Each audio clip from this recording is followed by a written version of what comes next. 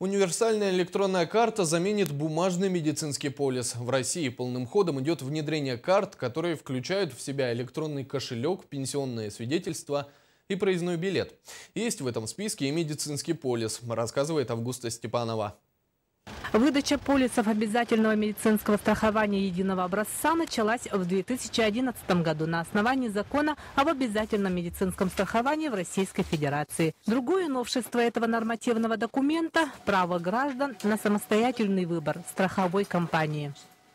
Выдаем пластиковые полисы, то есть желающие, кто хочет, могут получить пластиковые полисы. Вот медицинские пластиковые полисы, которые, скажем так, тоже получать правила получения такие же, как и бумажного, то есть приходит к нам застрахованный, подписывает заявление, делает заявку, в течение месяца приходит пластиковый полис с Москвы также и может подойти получить.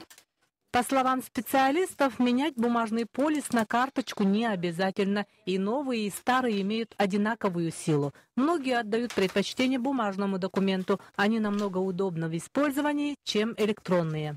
Если наш застрахованный выезжает за пределы республики, то есть он может прикрепиться к любому лечебному учреждению, то есть поставить печать на данном бланке и проходить лечение. То есть с обратной стороны вот ставится печать, делается прикрепление в лечебном учреждении и проходит лечение наш застрахованный. И бумажный, и электронный полисы всего лишь временные документы на пути к единой электронной универсальной карте. Ее постепенно собираются внедрять с этого года. Так что настаивать на срочной замене полисов в медицинские учреждения не могут. Один документ на все случаи жизни. Новая карта будет включать в себя паспортные данные, ИНН, данные пенсионного, страхового и медицинского полисов, а также банковского счета. Она же может заменить и транспортную карту. То есть по ней еще делают платежи, то есть покупки можно понять, то есть в ней может быть открыт счет на эту карту, да, универсальную электронную карту, оплата будет муниципальных услуг по той карте.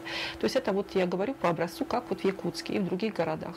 К 2017 году индивидуальное пластиковое хранилище персональных данных будет у каждого гражданина Российской Федерации, и обмену будет подлежать только в случае изменения фамилии или имени владельца.